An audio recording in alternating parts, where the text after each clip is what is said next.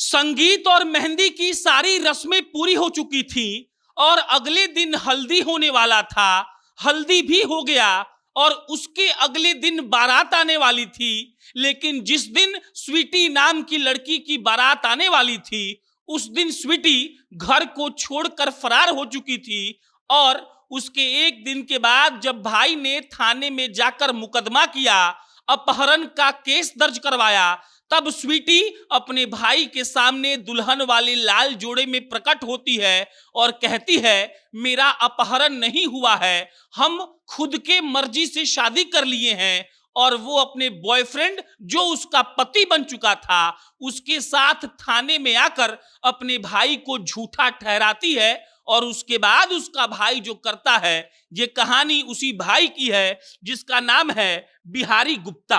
बिहारी गुप्ता अपनी बहन की शादी तय करता है और शादी के सारी रस्में पूरी हो रही थी। मेहंदी और संगीत हो चुका था, हल्दी की रस्में पूरी हो चुकी थी और अगले दिन बारात आने वाली थी।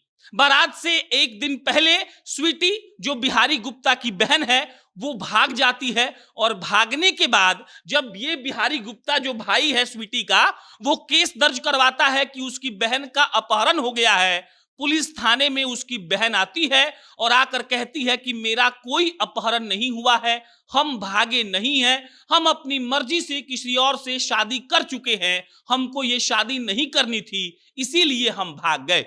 भाई का पारा चढ़ जाता है और उसके बाद भाई क्या करता है वो आपको स्क्रीन पर हम दिखा रहे हैं। उसके बाद भाई पूरे गांव में अर्थी घुमवाता है। कुश का एक अर्थी बनाया जाता है, उस अर्थी को पूरे गांव में घुमाया जाता है। उस अर्थी पर, कुश के अर्थी पर उसकी बहन स्वीटी का तस्वीर लगा होता है और पूरे गांव गांव में घूमकर जैसे कोई शव यात्रा निकाली जाती है।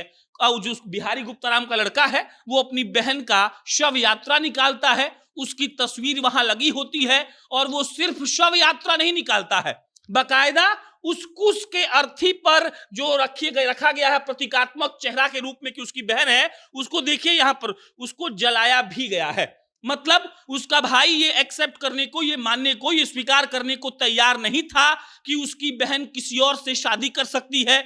उसकी बहन शादी कर चुकी थी, थाने में आकर कह चुकी थी कि वो भागी नहीं है, वो अपने मन से गई है और उसको शादी ये नहीं करनी थी, इसीलिए उसने किसी और को चुन लिया। लेकिन भाई जब ये बर्दाश्त नहीं कर पाता है तो अर्थी सजाता है। अर्थी सजाकर यहां देख लीजिए पूरे गांव में घुमाता है और घुमाने के बाद ये देखिए यहां पर शमशान घाट में उस लाश को, जो लाश नहीं है, जो कुश का है, उसको जलाया गया और जलाकर यह संदेश दिया गया कि बिहारी गुप्ता के नजर में उसकी बहन स्वीटी अब जिंदा ही नहीं है।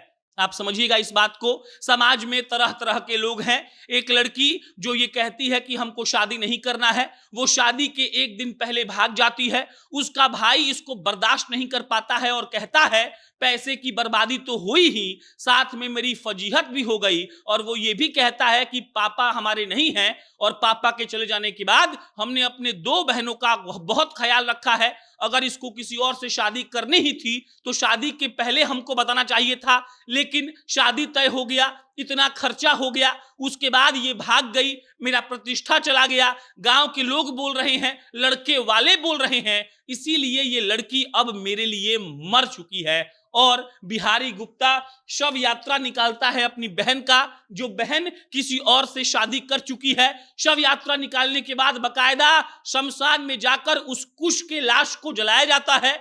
उसके बाद ये तक कहता है उसका भाई कि इसका भी हम क्रियाकर्म और पिंडदान भी करेंगे। ऐसा नहीं है कि शव यात्रा के बाद हम इसको मरा हुआ मान लेंगे, हम हिंदू रीति रिवाज के हिसाब से स्वीटी का क्रियाकर्म करेंगे, मतलब कि श्राद्ध करेंगे, उसके बाद इसका पिंडदान करेंगे कहीं जाकर, और हमारे लिए आज से ये लड़की जिंदा नहीं है। कहानी पूर्णिया की है। 11 जून को स्वीटी की शादी होने वाली थी, उससे पहले मेहंदी, संगीत और हल्दी की रस्में पूरी कर ली गई थी। 11 जून को जिस दिन शादी थी उससे एक दिन पहले स्वीटी घर से भागती है और जिस दिन उसकी शादी होने वाली थी उसी दिन वो भागकर किसी और से शादी करती है मंदिर में। और शादी करने के बाद वो फोटो भेज देती है और फोटो देखकर घर वाले परेशान हो जाते हैं। भाई को लग रहा था उसकी बहन का अपहरण हो गया, वो दौड़ा दौड़ा थाने में गया, लेकिन अफसोस कि अपहरण नहीं हुआ था।